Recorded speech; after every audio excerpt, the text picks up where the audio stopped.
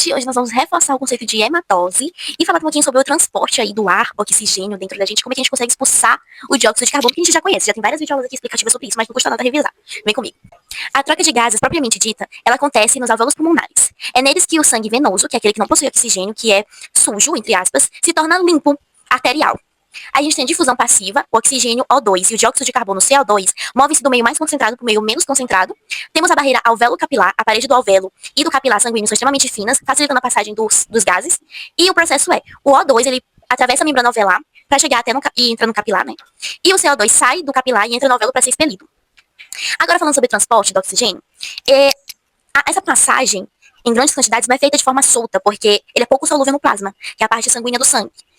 Aí a gente tem a hemoglobina, que representa cerca de 98,5% do oxigênio que é transportado. E a hemoglobina nada mais é do que uma proteína presente dentro das hemácias, que são os glóbulos vermelhos, e quando ligados formam a oxihemoglobina. E o plasma representa 1,5%, viajando sendo dissolvido diretamente no plasma sanguíneo. Transporte do dióxido de carbono. Ele é mais complexo porque influencia diretamente o pH do sangue e viaja de 3 formas.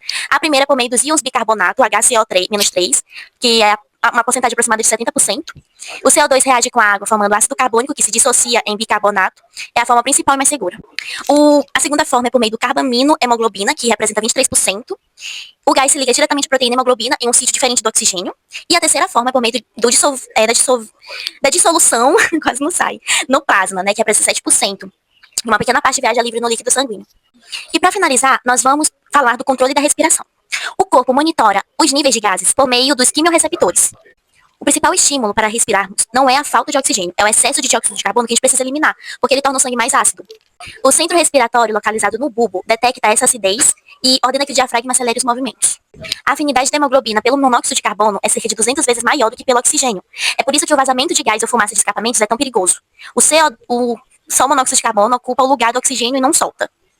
Para entender como a respiração controla o pH, precisamos olhar para a química do equilíbrio. O sangue humano, ele precisa manter um pH levemente básico entre 7,35 e 7,45. Se esse valor oscila, as proteínas e as enzimas do corpo param de funcionar corretamente. Aí a gente tem aí um ajuste, né, em reação química. CO2 mais H2O, equivalente a H2CO3, equivalente a H mais HCO menos 3. Dando continuidade ao mecanismo de equilíbrio, a gente também tem que se o sangue fica muito baixo, muito ácido, o pH é baixo, né? Isso ocorre quando há um acúmulo de íons H+, ou excesso de CO2, como eu falei pra vocês, comum após exercícios intensos em certas doenças. A resposta, o cérebro bulbo detecta a acidez, aumenta a frequência respiratória, a hiperventilação, que a gente já viu aqui no canal o que significa. O resultado, você expulsa mais dióxido de carbono. E olhando para essa fórmula acima, a reação se desloca para a esquerda, consumindo os íons H+, para formar água e gás carbônico. O pH então volta a subir para o nível normal, que é aquele que eu falei para vocês no início. Se o sangue fica muito básico, alcalino, pH alto, isso é menos comum, mas pode acontecer em alguns casos de ansiedade extrema, respiração muito rápida, sem necessidade física. A resposta, o corpo diminui a frequência respiratória com a hipoventilação, que eu também já expliquei.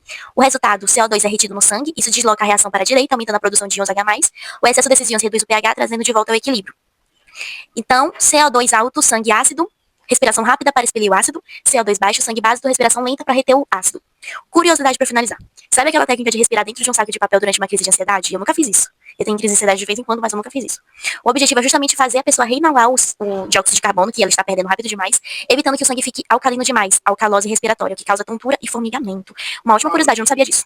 É isso, meus amores. Espero que vocês tenham entendido. Coloque os defeitos nos comentários, compartilha com todo mundo, se inscreve no canal, ativa o sininho, não se esqueça de curtir esse vídeo, que eu tenho certeza que te ajudou e que esclareceu algumas curiosidades.